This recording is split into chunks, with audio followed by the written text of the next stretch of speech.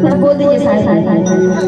हमारे सरपंच साहब उधर बैठे हुए देख रहे हो, वहाँ बैठे। आ जाइए आपके ऊपर, आप ऊपर आ जाइए, आ जाइए, आ जाइए।